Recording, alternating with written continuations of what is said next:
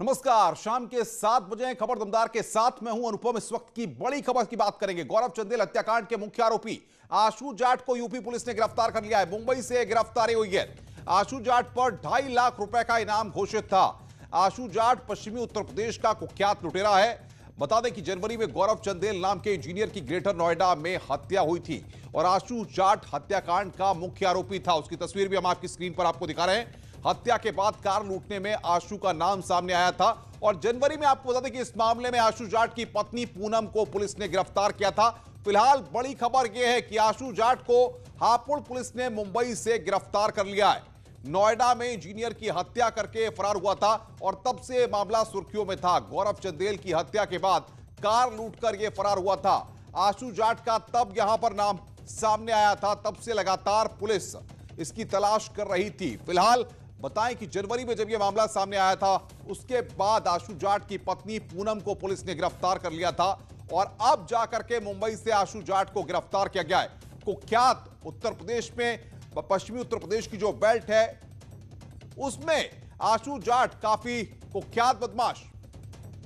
ऋषभ मणि बातचीत करने के लिए हमारे संवाददाता हमारे साथ फोन लाइन पर जुड़ रहे हैं। ऋषभ, उत्तर प्रदेश पुलिस के लिए बड़ी कामयाबी। जनवरी से लगातार आशु जाट के पीछे पुलिस लगी हुई थी और अब जाकर मुंबई से गिरफ्तार किया गया है।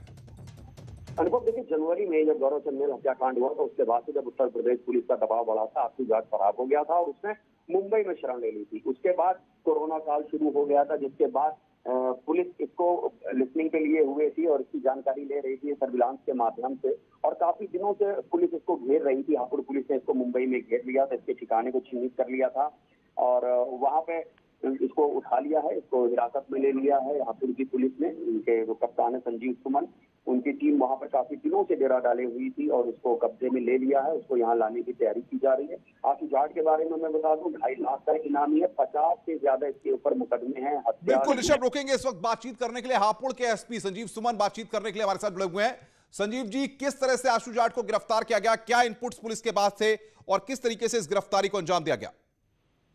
जी नमस्कार जी। ये आशु जाट एक दुर्दांत अपराधी है पश्चिमी उत्तर प्रदेश का, जो कि लगभग पिछले 1.5 साल से फरार चल रहा था। इस पे लगभग 55 से 60 मुकदमे हैं और सभी गंभीर किस्म के मुकदमे हैं, डकैती, लूट, हत्या। इस पे हमारी टीम निरंतर काम कर रही थी और लगभग 3 या 4 महीने पहले एक ऑपरेशन में वो बहुत ही स्लिमली हमसे बच गया था। उसके बाद से भी हमारी टीम निरंतर उस पर लगी हुई थी और अभी लगभग 10 दिनों के पहले हमें एक मुखबिर सूचना प्राप्त हुई जिसकी वो मुंबई में कहीं है छिपा हुआ। उस सूचना तत्काल हमारी टीम ने एक्ट किया है और हमारी टीम वहाँ मुंबई गई और लगभग पिछले 5-6 दिनों से वहाँ पे ऑपरेशन कर रही थी और बहुत ही सघन ऑपरेशन करने के बाद कल देर रात, मतलब आज सुबह हमें सफलता प्राप्त हुई है और हमने उन्हें अरेस्ट कर लिया है, आशु जाट को, जिसके हमें जुडिशियल कस्टडी मिल गई है, जिसको हमें लेकर के हम आ रही है। संजीव जी, अगर पूरे मामले को देखें गौरव चंदेल वाले, तो उस पूरे मामले में इसकी पत्नी पहले ही गिरफ्तार हो चुकी है। अब आशु जाट गिरफ्तार हुआ है। क्या उस वक्त हुआ था, क्यों ये पूरी वारदात हुई थी? जो थ्योरी शुरुआत में निकलकर सामने आई थी, क्या वही थ्योरी अब है या कुछ और भी चीजें हैं इसमें? जी बिल्कुल, थ्योरी वही थी। गौरव चंदेल हत्याकांड में मैंने पहले भी आप लोगों को वो केस भी हमारी टीम ने अनावरण किया था। उसमें हमने स्पष्ट बताया था कि इसमें जो इसका साथी उमेश उस वक्त गिरफ्तार हुआ था और उसकी पत्नी गिरफ्तार हुई थी। उन लोगों ने भी ये बात कबूल की थी कि गौरव चंदेल हत्याकांड में आशु जाट का यही नाम है और अभी कुछ बदली नहीं है, वो स्थितियां यथावत हैं। वो उस चीज में कंफर्म्ड है कि वो गौरव चंदेल हत्याकांड में आशु जाट का ही हाथ था। फिलहाल मुंबई से गिरफ्तार किया गया है, आगे क्या कुछ कार्रवाई होगी? अब ट्रांजिट रिमांड पर उसे लाया जा रहा है। बहुत सारे केसेस ऐसे हैं जिन पे और भी बातचीत करनी होगी, उन केसेस का भी अनावरण किया जाएगा। अभी फिलहाल वो जब तक यहाँ आ ना जाए और बहुत सारे ऑपरेशन डिटेल्स हम लोग आपको डाइवर्ज नहीं कर सकते। संजीव जी, बहुत बहुत शुक्रिया हमारे साथ जुड़ने के लिए और बातचीत करने के लिए। हापुड़ के एसपी संजीव सुमन बता रहे थे कि मुंबई से गिरफ्तार किया गया पश्चिमी उत्तर प्रदेश का कुख्यात बदमाश आशु जाट को पकड़ लिया गया है। नोएडा में इंजीनियर की हत्या में आरोपी था आशु जाट, उसको पकड़ा गया है। 2.5 लाख रुपए का इनामी आशु जाट पकड़ा गया है और योगी आदित्यनाथ इस वक्त संबोधित कर रहे हैं, सीधे आपको ले चलते हैं। की पावन पुण्यतिथि के अवसर पर इस साप्ताहिक कार्यक्रम का आयोजन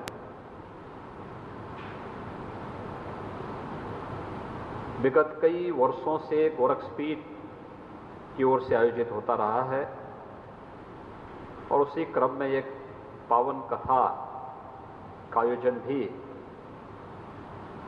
यहाँ पर हुआ।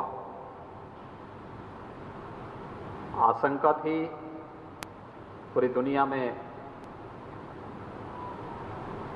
कोरोना वायरस की महामारी के दौरान इस प्रकार का आयोजन कैसे संभव हो पाएंगे। आयोजन मंडल मुझसे संपर्क भी कर रहा था और मैं स्वयं भी असमंजस की स्थिति में था, लेकिन जहां चाह वहां रहा।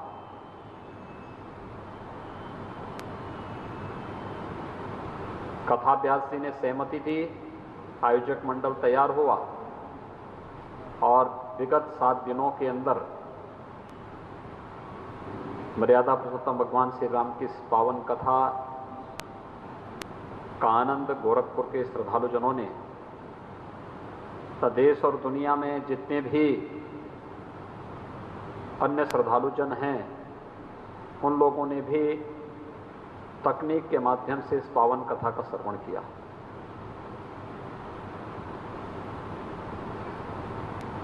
यानी प्रभु नाम का स्मरण करने में और प्रभु नाम के लिए कोई चुनौती नहीं रह सकती, कोई बाधा नहीं रह सकती।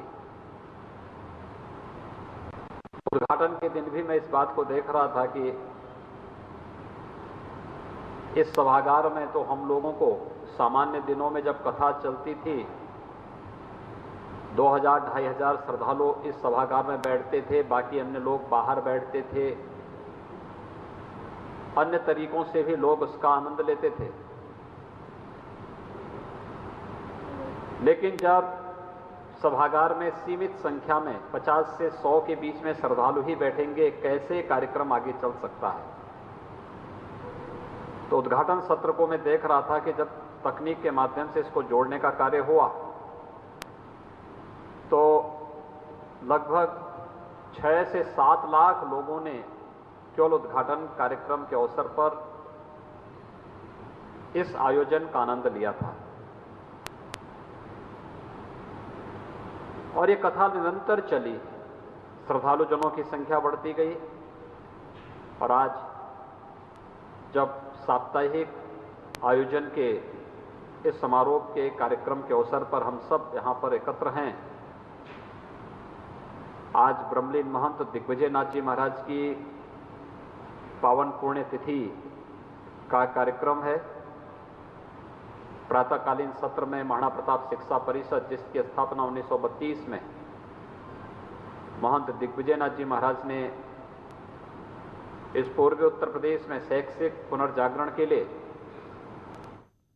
तो उत्तर प्रदेश के मुख्यमंत्री योगी आदित्यनाथ को आप सुन रहे थे, जो कि गोरखपुर में महंत दिग्विजय नाथ की पुण्यतिथि के मौके पर संबोधित कर रहे थे। आगे बढ़ते हैं, खबर कासगंज से है, जहां पर जमीन के विवाद में जमकर पथराव और आगजनी हो गई। जमीन की नापजोख करने के लिए राजस्व विभाग की टीम पहुंची हुई थी। इस दौरान गांव वालों ने टीम पर हमला बोल दिया। गलत पैमाइश के आरोप को लेकर ग्रामीण राजस्व विभाग की टीम पर भड़क गए। मौके पर पहुंचे जिला प्रशासन के अधिकारी और पुलिस ने ग्रामीण महिलाओं पर लाठियां चलाई। पुलिस ने मौके से पूर्व प्रधान जगदीश और 2 महिलाओं को गिरफ्तार कर लिया है।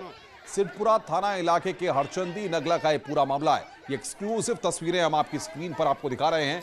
मौके से पूर्व प्रधान को गिरफ्तार किया गया। ये 2 तस्वीरें आपकी स्क्रीन पर, किस तरीके से कासगंज में जमीन की नापजोख करने के लिए राजस्व विभाग की टीम वहां पर पहुंची थी और आक्रोशित ग्रामीणों ने पुलिस की टीम पर ही हमला कर दिया।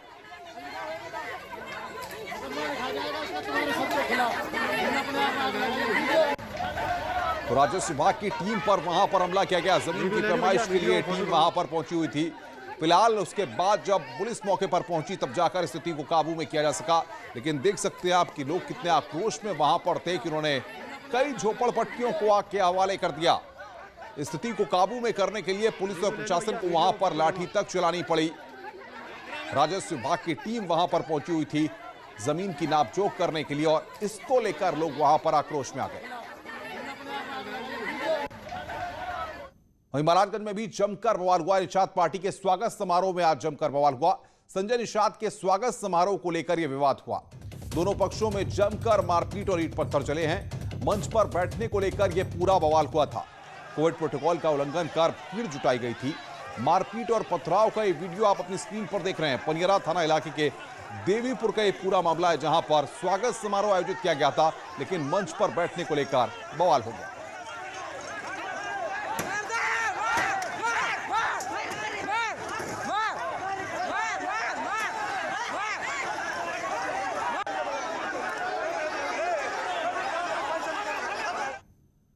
आगे बढ़ते हैं। बाहुबली मुख्तार अंसारी की अवैध संपत्तियों पर बुलडोजर चलाए जाने के बाद अब प्रयागराज में बाहुबली पूर्व सांसद अतीक अहमद और उनके करीबियों पर कार्रवाई तेज हो गई है।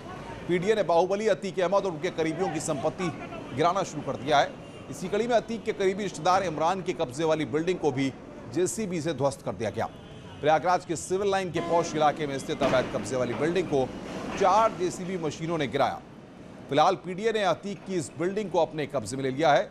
ध्वस्तीकरण की कार्रवाई का विरोध भी किया गया, लेकिन पीडीए ने बावजूद इसके अतीक की इमारत को ध्वस्त कर दिया।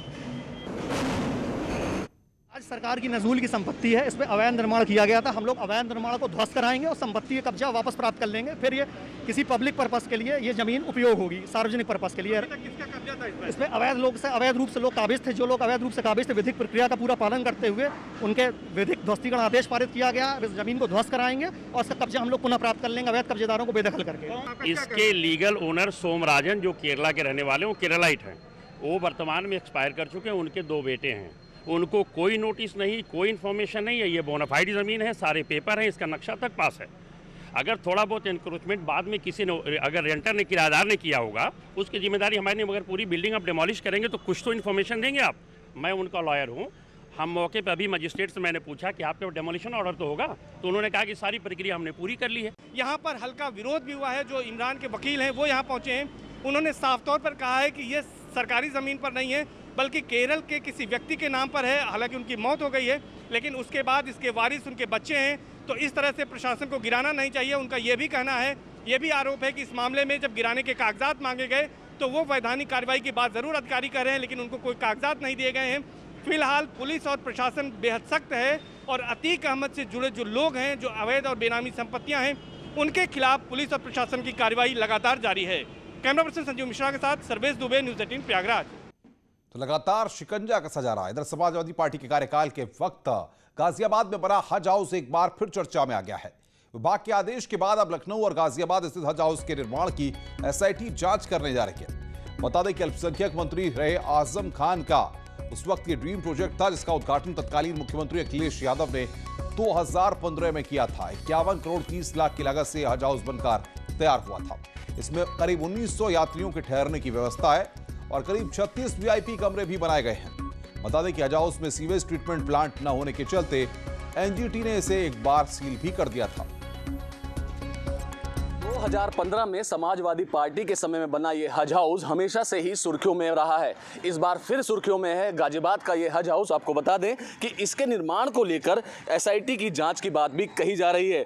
आपको बताना चाहूँगा, 2015 में तत्कालीन मुख्यमंत्री अखिलेश यादव ने इसका उद्घाटन किया था। तकरीबन 51 करोड़ 30 लाख की लागत से ये हज हाउस बनकर तैयार हुआ था, लेकिन सीवेज ट्रीटमेंट प्लांट न होने के चलते एनजीटी ने इसको सील कर दिया था। बाद में सीवेज ट्रीटमेंट प्लांट लगने के बाद इसकी सील खुल चुकी है। हज हाउस में तकरीबन 1900 यात्रियों के ठहरने की व्यवस्था भी है। फिलहाल इसको कोविड-19 के लिए आपातकालीन अस्पताल बनाया गया है, लेकिन इस बार फिर सुर्खियों में है। इसकी वजह है गृह विभाग ने एसआईटी की जांच के इसमें आदेश दिए हैं। साथ ही जलकर विभाग के अधिकारियों की भी जांच की बात इसमें कही जा रही है। कैमरा पर्सन शिवम के साथ अमित राणा, न्यूज़ 18 उत्तर प्रदेश। खबर दमदार में खबरें और भी हैं। फिलहाल ब्रेक के लिए